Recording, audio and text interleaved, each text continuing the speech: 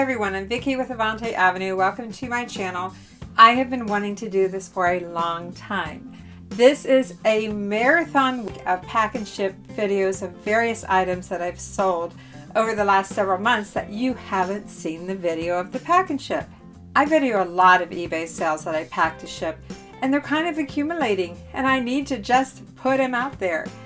If you love pack and ships, be sure to subscribe, because I'm going to pack all different kinds of things and show you how to do it step by step. And this is number 6.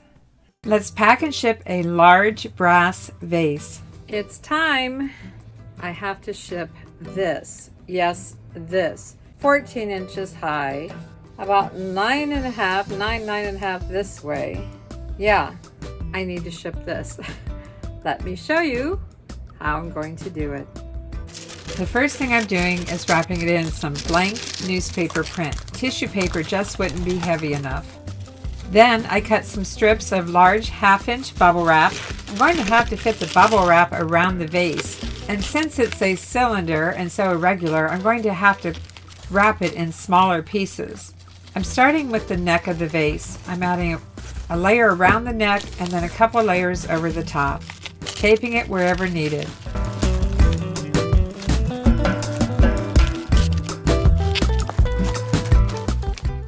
Next, I wrap some bubble wrap around the perimeter of the vase, and it's going to take a couple of sheets of bubble wrap for this. Again, you can see that these are not full width. These are about 6 inches wide pieces, but quite long. I'm cross-laying a few sheets of bubble wrap for the bottom, and then I pull it up and tape it in place. I'll play some music and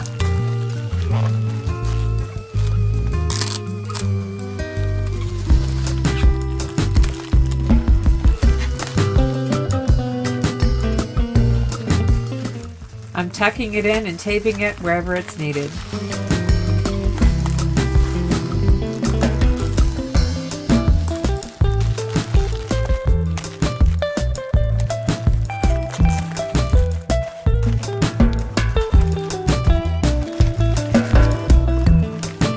I'm using 2 eBay boxes that are 16 by 12 by 8, one for the bottom and one to make a lid or a top.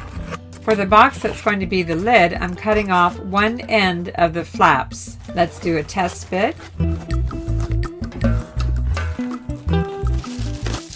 And add some packing paper around the vase. I'm going to use 2 cardboard tubes that are from paper towel. I'm going to place one on each end of the vase, just to keep it from moving around. As you can see here, the vase extends above the box. That's why we need to make a lid for the box. But first I add my thank you label, and I top everything off with some more 1/2-inch large bubble wrap. I decided to draw some lines and make some bends and basically fold the top of this box around the vase. I was able to bend the cardboard without scoring it, but I do recommend scoring. It would be a little bit easier. So I made those bends on all 4 sides of the flaps and folded them over top of the vase, as you see. In that second box that we're using, I'm going to be putting some temporary tape while I check the weight on my scale, the end that still has the flaps. Because remember, I cut the other end of flaps off. And it's too heavy. We have to reduce the weight. So bye-bye to the cardboard rolls. I replaced them with some more bubble wrap. For the top of the box, I decided to cut the end flaps down to just a few inches to help reduce the weight.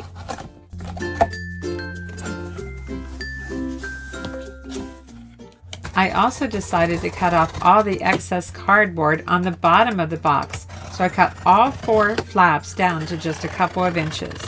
So much for bending them. Now I'm cutting them away. Well, I am leaving a couple of inches.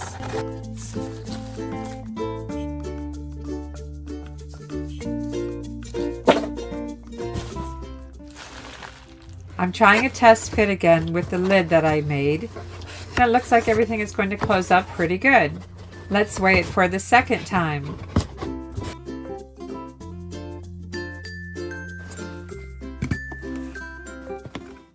Oh no, it's too heavy. The lid is good, but I need to reduce some weight from the bottom, so I turned it upside down, and I'm going to have to open up the bottom of the box. I'm doing this so I can cut off some cardboard from the end flaps, the short end flaps, to help reduce some more weight. It's important to note that you can really only cut away from the shortest end flaps, not the length of the box, because you need that to close completely to be able to tape and secure the box.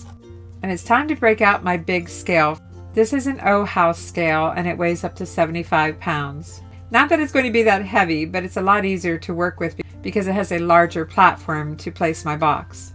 Oh no, it's over 4 pounds. That's not good enough. What else can we do? Anything? What do you think?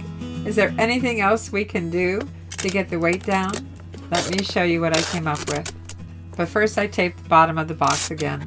I'm getting confused on myself, which is the top, which is the bottom, but just keep watching here, I'll show you what I did.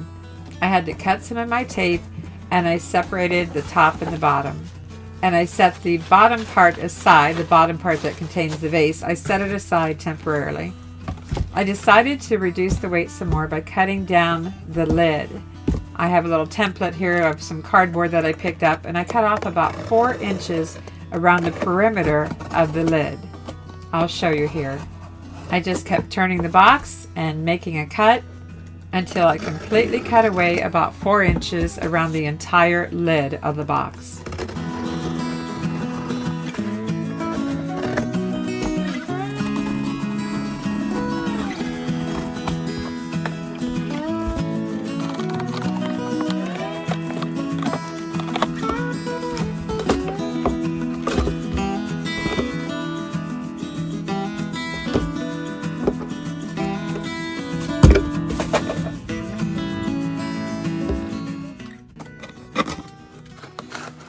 Okay, let's try this again.